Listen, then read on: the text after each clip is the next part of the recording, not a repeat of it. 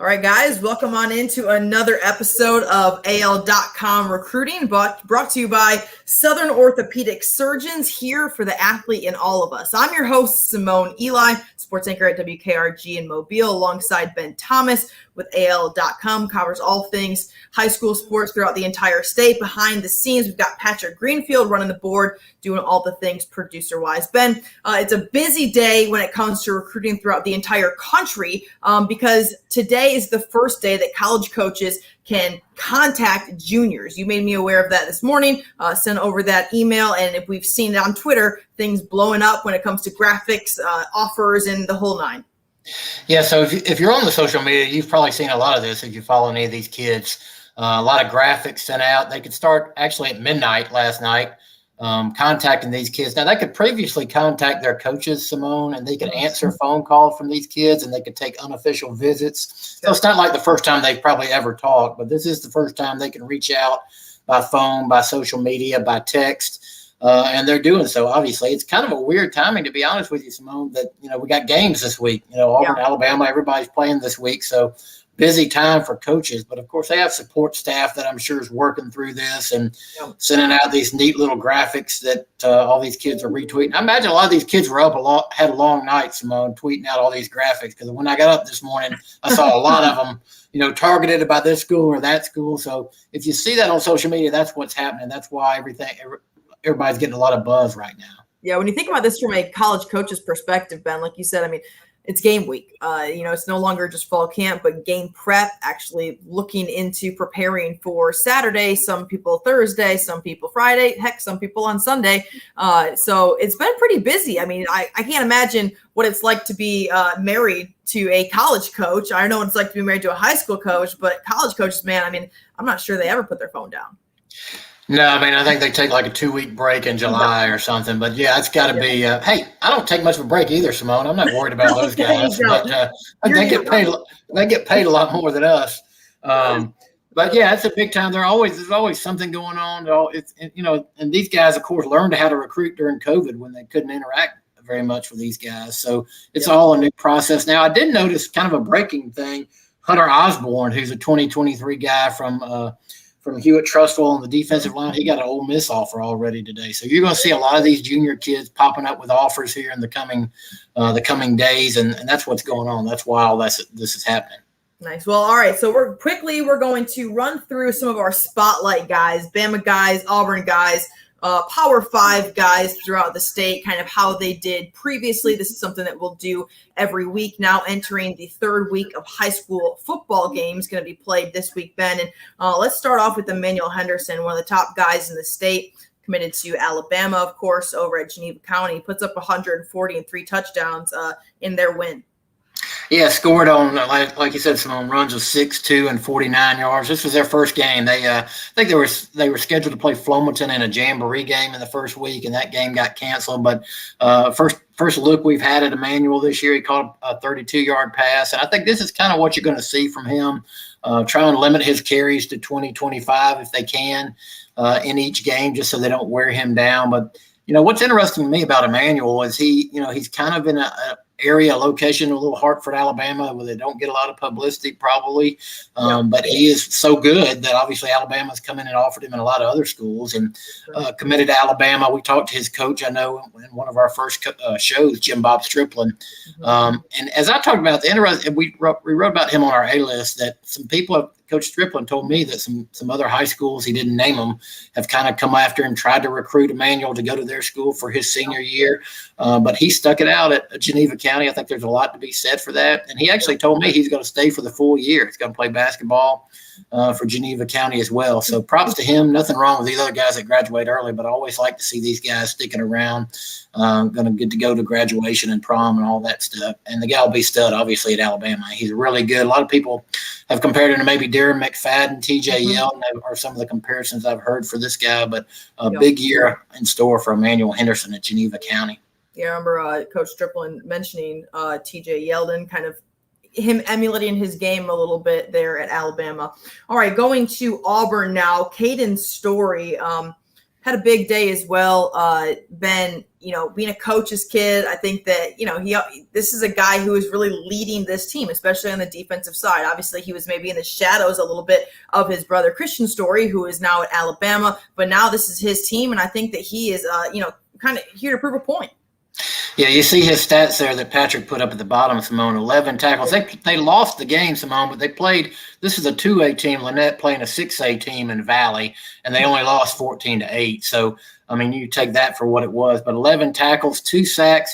His coach, who's also his dad, Clifford Story, told me he probably should have had about 6 sacks. So he was in this game against a much bigger opponent. He was a wrecking force there on the defensive end. And of course, he is the guy that recently committed to Auburn, as you'll see, and he was a quarterback, just a couple of years ago before he had this growth spurt and grew into a 4-star defensive end. So it looks like obviously Auburn's getting a good one there in Caden Story. And as we've talked about before, that'll make for an interesting Iron Bowl down the road with Caden on one side and Christian on the other, and his parents and family wearing house divided wardrobes to each game. Got to, absolutely. But I think you brought up a good point there. A lot of times with these smaller schools, I think fans and people start to question, okay, how dominant is this guy playing in a 2A school? I'm not hating on 2A or anything like that, but sometimes you just question it because you do see some of the higher caliber athletes going to bigger schools. But to play a 6A caliber opponent, I know it's Valley. I mean, we're not talking about Spanish Fort, but still for him to have a breakout game like this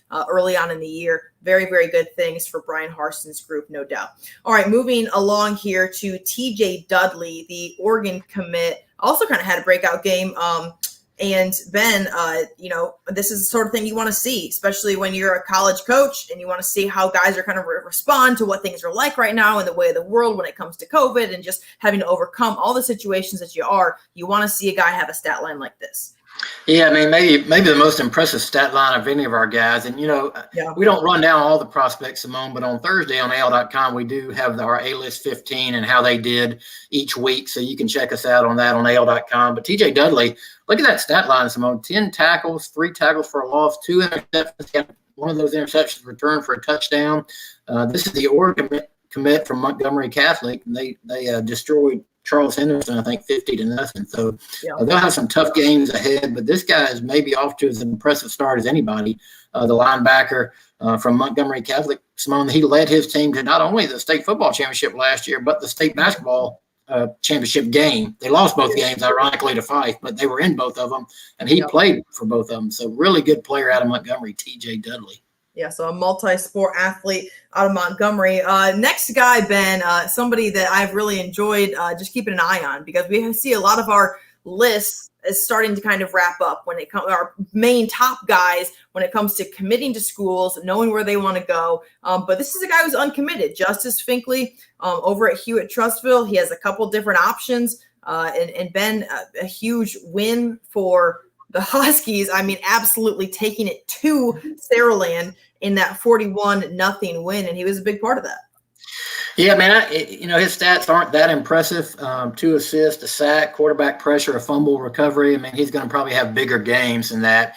They were up 14-0 on Saraland, ended up winning 41-0, and certainly he's going to have a chance to show out when he gets in games against Hoover and Thompson particularly. But I put him up there just because, as you said, Simone, he's one of the top uncommitted guys in the state, maybe the top guy. Justice Finkley's narrowed it down to Alabama, Colorado, and Texas. Tried to message him this week and find out if he's close, if he's got any visit scheduled, but I hadn't heard back from him yet. So guys like him and Curtis Perry, two of the top, maybe the top uncommitted guys in the state, we'll be keeping an eye on here in the next couple of weeks to see if there's any movement recruiting-wise on those guys. All right, before we move on, I want to thank again our sponsor, Southern Orthopedic Surgeons, here for the athlete and all of us. Taking a look now at Zach Pyron, then the quarterback over at Pinson Valley. They did lose a couple weeks ago, but a guy who's going to Baylor, who's won at every single level. I think he's been super impressive, and I only expect him to continue to be. Yeah, had another big game last week. He was we have him rated higher than a lot of people do, Simone, on our A list. He's number 3 on the list. Very good quarterback out of Pinson Valley. He's the guy who has won 3 straight state titles, 2 at Fife, 1 at Pinson Valley. A huge game coming up for them. We're going to talk about that in a little bit. But last week against Shades Valley in a big win, Zach was 16 of 22 for 213 yards and 2 touchdowns. So really getting it going for Pinson Valley. Obviously, they got some new weapons there. Kool-Aid McKinstry now at Alabama. So I'm sure he's feeling his way around for who his new receivers are going to be and his top targets. But he's off to a good start. And like I said, big game coming up, and we're going to talk about that in just a few minutes. I think Zach was a guy who was kind of not on everyone's radar so much. He goes to the Elite 11 and he makes some noise. I remember seeing some highlights from out there in California where he looks really, really impressive. And I think that may have perked up some ears throughout the entire all of college football. But Baylor is going to get Zach Pyron. And a couple weeks ago, Pinson Valley did lose to rival Hewitt-Trussville. But this guy's been a stud throughout his entire career, really. 3 state titles. Patrick had the opportunity to speak to Pyron after that loss, and here's what he had to say about his future at Baylor. It's a Christian university. Coach Aranda won a national championship at LSU 2 years ago. He's a great coach. Coach Grimes coming from BYU with Zach Wilson. I feel like kind of with similar players. Zach Wilson, I love his offense, but Coach Bell, Sean Bell, quarterback coach, he played at Baylor, set a bunch of records. Coach Bell is just a genuine guy. I could tell on FaceTime visits and stuff that he's a guy that's a guy I want to play for. It's a guy that I want to be better. He involved me with his family recruiting. So Coach Bell, he's a legit dude. I love Coach Bell. Yeah, most teams only take 1 a year, so it's a blessing to get these Power 5 offers I had. Getting on the recruiting show rate, but I'm lucky Baylor offered me as soon as they did. I just felt that was a school to go to, and I was just blessed to be able to get these offers and have a good coach to get me out there. These Baylor fans are awesome. They're a great fan base. Thick and thin, no matter what you're going to, they're great. So I'm walked in with them. It's a great atmosphere. It's a great place. All right, good stuff there from Patrick. Zach Pyron, after their loss to Hewitt-Trussville, talking about his commitment and his future at Baylor. And like I said a second ago, Ben, he kind of came on the recruiting scene a little bit later, but Baylor jumped on him pretty early. And I think that does a lot for guys when they kind of feel that genuine interest. I think it means a lot to them. Yeah, and the interesting thing about him is, he was at Fife, like I mentioned, for 2 years, where they throw about 50 passes a year, Simone. It's a totally different offense. And all credit to them because all they do is win. I think they've won 46 straight games right now. But he decided, I think, and his family, he wanted to go somewhere where he'd have a better chance to show off his arm. Mm-hmm. He has certainly done that at Pinson Valley, and we'll see, how talented they are moving forward if they can get back. Obviously, the reigning champs, can they get back to the 6A title game? They'll have some tough competition right in their own neck of the woods with Clay Chalkville. But it'll be interesting to see if they can get back there this year. Yeah, before Clay Chalkville, they got a tough one coming up this week. We're going to take a look at our spotlight games for this week throughout high school, throughout the entire high school scene throughout the state. And we always kind of break down, Ben, who our big name players are in these spotlight games. And so for Pinson Valley, we're going to be taking on Gardendale. When you take a look at the graphic that Patrick built for us, a couple of Power 5 and SEC guy here in this, Ben, and, just a lot of talent in this game and a lot of high expectations for both these teams this year.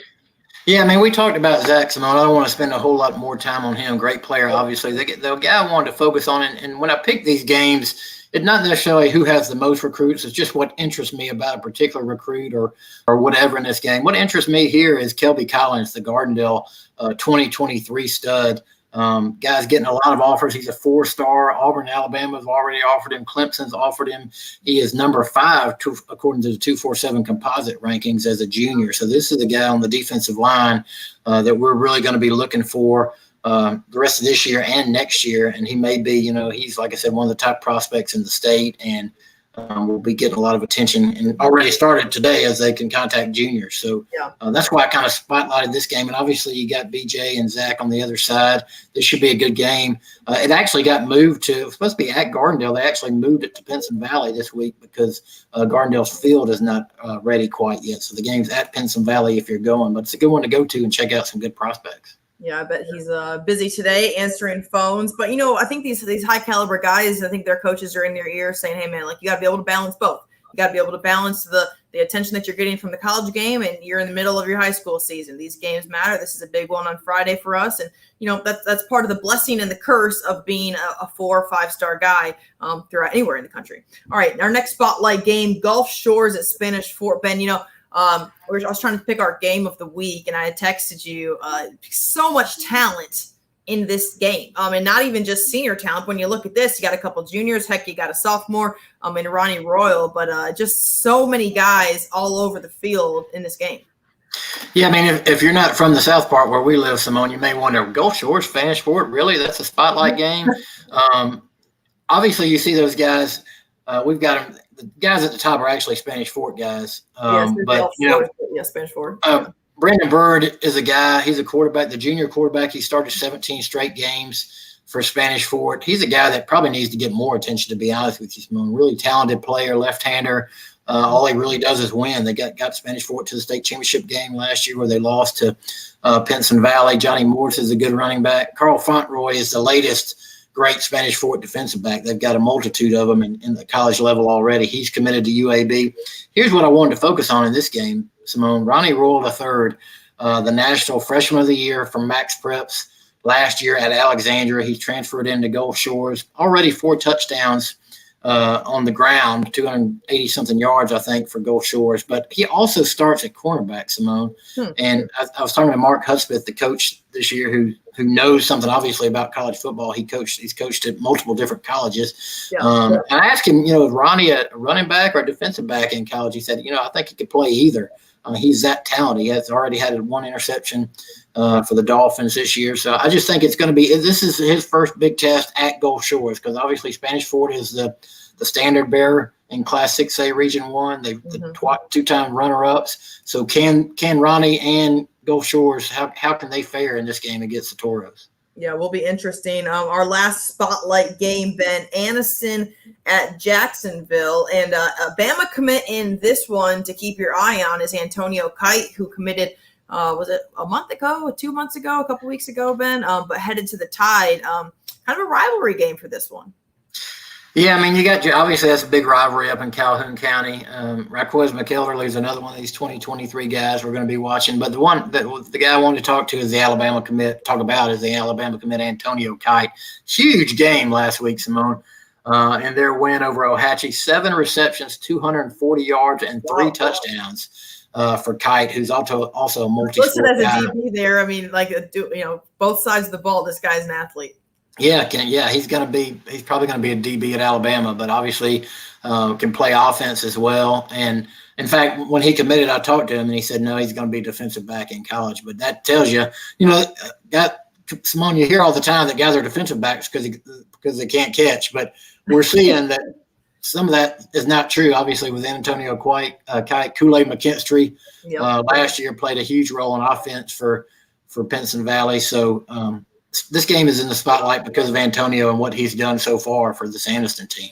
Yeah, and often you see guys like this, athletes like this, play a lot in special teams as well. I'm not trying to speak for Nick Saban, not trying to speak for what his future is going to look like, but when you have guys who are this athletic, who can do it on both sides of the ball, sometimes they get thrown into the third side of the ball. But Ben, good stuff. Week 3 of the high school football season, or week 2 if you're the AHSAA, depending on what you want to say. But so far, there have been a couple surprises throughout the state, but I'm looking forward to seeing how things progress now that we get into region play. Yeah, I mean, I can't wait to get to those Hoover, Hewitt, Trustville, Thompson games down the road and other games as well. But we got some good games. I did want to, a couple of top juniors I meant to mention that we'll be looking for since it's kind of junior day, Simone. Yeah. Tony Mitchell and Peter Woods, the Thompson guys. Thompson just loaded it up there. A.J. Harris from Glenwood, Jaleel Hurley from Florence, Keldrick Falk from Highland Home, and 2 guys from Central Phoenix City. Hadn't talked a lot about them. I think they'll be in a spotlight game coming up soon to Marion Parker and Carmelo English. All juniors. Simone, it looks like next year's class may be just as good, if not better, as this year's class in Alabama. Talent is only getting deeper throughout the entire state, and look to see guys make decisions early, especially in this day and age when it comes to the transfer portal, and college coaches have gone on record to say they're going to hold out some spots for these transfer portal guys, for guys who are proven at the next level. So in my opinion, Ben, I think we see a lot more early commitments, and then a lot of guys in that early signing period trying to get in there and get their decision done because of this transfer portal situation. Yeah, I mean, obviously, high school coaches are big on that now. I mean, they tell me that, look, they don't want to encourage guys to go to the wrong school, Simone, but they want to encourage them to, if you get a good feel for it, go ahead and commit, because you're right. Those spaces are going to fill up, and a lot of colleges, even if they don't say so, are going to save slots in between the two signing days for transfer portal guys that have been at other colleges that they think might fit particular needs for them. It's just happening more and more. It's an unfortunate situation with the early signing period in the transfer portal, but unfortunately, I think we're going to have to get used to it. Yeah. All right. Well, we'll see how recruiting is impacted by the college game kicking off this week. Alabama, of course, in Atlanta, taking on Miami. That's a 2:30 kickoff. Looking forward to that one. And then Auburn is going to host Akron. But before then, UAB is taking on JSU. So we've got a lot of in-state there. A lot of guys who maybe aren't those Power 5 guys are always interested in that UAB, the JSU program. So just kick off throughout the entire state. We're really looking forward to that. But Ben, thanks so much. Anything else you want to add before we head on out? No, I think we're good. It will be interesting when the colleges start this week to track some of these guys that we've talked about in high school, the Kool-Aid McKinstry, and, he's on the depth chart at Alabama. Deontay Lawson's on the depth chart at Alabama, guys that we just saw play last year in high school football. So I'm interested. Well, obviously keep talking about the high school prospects, but I always like to follow these guys that we've grown to know on the high school level. Simone, you and I both. Definitely. All right, before we head out, I want to thank our sponsor, the great folks over at Southern Orthopedic Surgeons, here for the athlete in all of us, Southern Orthopedic Surgeons. So, guys, for episode number 19 of AL.com Recruiting, I'm Simone Eli. He's Ben Thomas, behind the scenes, Patrick Greenfield, and we'll see y'all next week. Have a great rest of your Wednesday.